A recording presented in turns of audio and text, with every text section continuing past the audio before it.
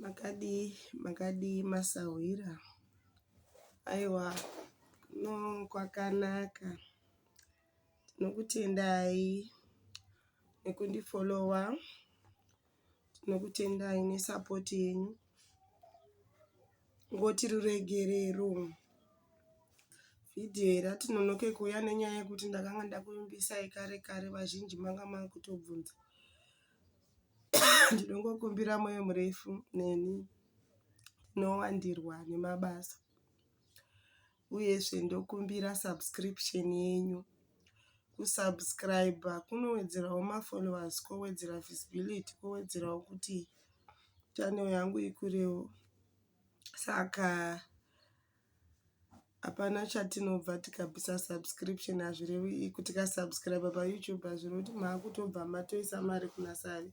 Munenge muchingowedzerawo kuti channel inakidze, tigoridze yare pasi chigare takawanda. Daisa zvanza mativi mana, kumachembere neharahwa, vanotekaidza matare vasinganeti.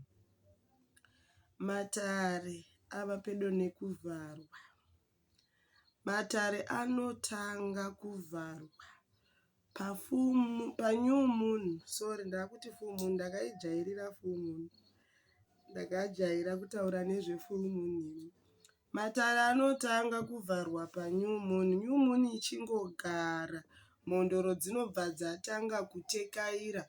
Mhondoro ndidzo dzinoenda mberi, dzonogarira kumapako. Midzimu yoita rumwe ichienda kumapako. Yaiti tarise date reNew Moon zvakare. Kuti madheti andiwandira mumusoro mukupera kwegore zvekubasa zvinowanda. So I'm just checking kuti ndisazokupai dheti risiro.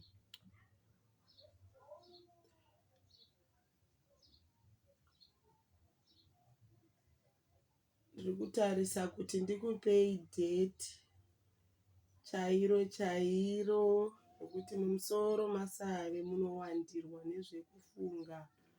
Kana gore ronopera kudai nekubasa kwandinoshanda, basa rinowanda.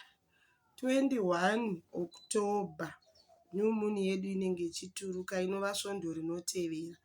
Ndipo panotanga kuvharwa matare. Matare haanzi nhasi munhu wese ari kuvhara matare, but around the New Moon ndopanovharwa matare. Aidha musi weNew Moon kana panotevera mazuva anotevera mashoma, panotanga kutekaira midzimu ichiinda. New Moon ichisvika vamwe vanobva vatotanga kutovhara dare ipapo.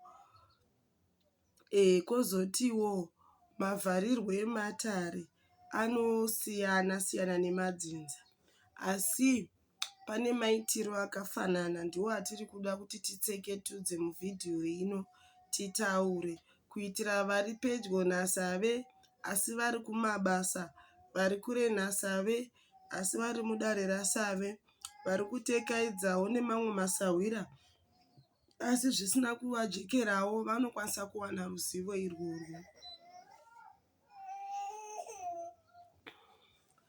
Kutekaidza matare gore rose, nguva iya yakwana. Matare emhondo randinoziva hangu anovharwa. Kana matare avharwa, hazvirevi kuti takuita zvatinoda sezvandinogara ndichireva. Kana matare avharwa, tinenge tichichenura mitumbi, tinenge tichimwa makwenzi kusimbisa nyama. Zvakaita isu tine matare anomwiwa doro, nekusvutiwa mabhinya, nekusvuta midzanga. Tinenge tichisimbisa mitumbi, tichidyawo chikafu chine hutano, tichimwa mvura dzakawanda, tichimwawo zvine hutano, nokuti chinotipa kumwa doro rakawanda nemabhinya nei idare revanhu vakuru. Saka nguva yekuzorodzwa kwemutumbi inguva yekumufidhawo kuti mutumbi uya uve nechikafu, uve nehutano, kuitira kana basa zveratanga unenge wakasimba. Tinomwawo makwenzi, tinogeza nemakwenzi, tinoenda kunecha, tichinoyanana nenecha sezvatinongoita tiri mumatare. Musiyano uripo ndewekuti tinosara tichifemba chete. Kufemba kwatinoita tinonge tisingafembi nhekwe yatateguru.